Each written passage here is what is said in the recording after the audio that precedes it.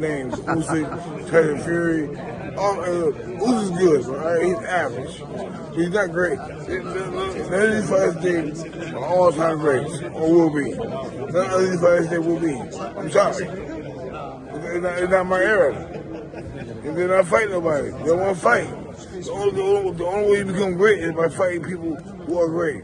James Toney, the legendary Lights Out, who won titles across multiple weight classes and fought everyone from middleweight to heavyweight in his prime during the 90s and early 2000s, recently dropped a hot take on Oleksandr Usyk in an interview with Fight Hub TV. He called Usyk good but average and said none of the current heavyweights, including Usyk, are all-time greats because they're not fighting nobody and the era just isn't stacking up. This has sparked a ton of debate in the boxing community, with some fans and analysts backing Toney's view on the modern division's death, while others see it as straight-up haterade from an old-school fighter protecting his legacy. Does Toney have a point, or is he just hating? Toney definitely has some validity in critiquing the current heavyweight landscape.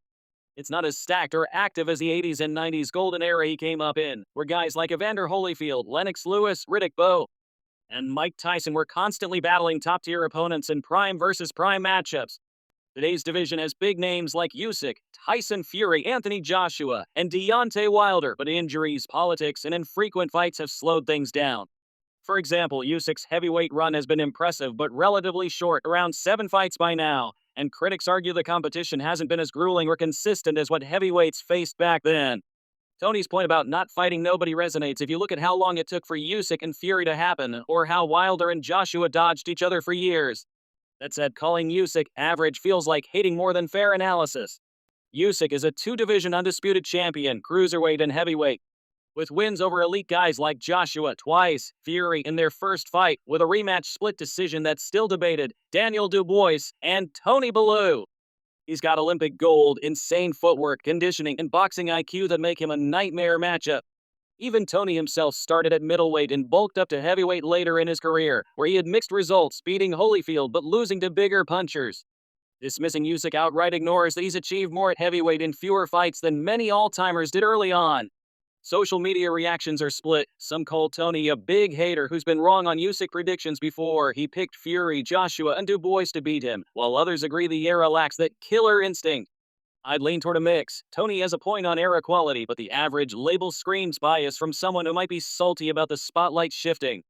Would Usyk be an all-timer in Toney's era? Toney's era, late 80s to 90s, was brutal for heavyweights.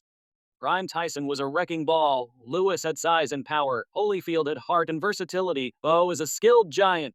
Usyk, at around 6'3" and 220 to 230 pounds, is undersized compared to those behemoths. Lewis was 6'5", 250 plus. Tyson had explosive speed despite being shorter. In that environment, Usyk might not dominate like he is now. He could get overwhelmed by sheer power in wars against Tyson or Bowe, especially if they land clean. But don't sleep on Usyk. His technical mastery, stamina, and ability to outbox bigger men would make him a top contender.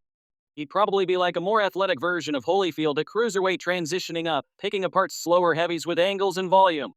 Some analysts say he'd be really good but not upper echelon, like Ollie or Lewis, maybe a Hall of Famer but not the GOAT due to size disadvantages in a deeper pool.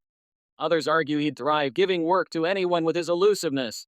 Prime for prime, I'd see Usyk beating Toney himself at heavyweight. Toney was past prime there, but against the absolute elite? 50/50 fights, but not undisputed status. He might end up as a respected all-timer like Holyfield, but not the consensus number one. If you're nodding along, it's probably because the nostalgia for old-school boxing hits hard. The 90s had more frequent mega-fights, raw rivalries, and fighters who risked it all without ducking. Usyk is elite, no doubt, but his heavyweight resume feels accomplished but not legendary, yet compared to guys with 40-plus fights at the weight like Lewis, who beat everyone over a decade.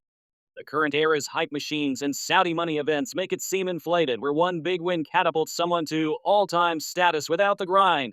Plus, Usyk's style is cerebral and efficient, not the knockout spectacle that defined Toney's era, so it might come off as boring or less dominant to purists. If your agreement stems from thinking modern heavyweights avoid risks, that's fair. Usyk's the exception, but the division as a whole lacks that dog-eat-dog vibe. Is Toney right or wrong? Usyk's still writing his story. Another big win could shut down the doubters for good. What do you think? Avengers! Is Toney spitting facts, or is he just gatekeeping the GOAT convo? Drop it in the comments, smash that like if you're team old school era, subscribe and hit the bell if you want more breakdowns like this, fantasy matchups coming next, and let me know who we debate next.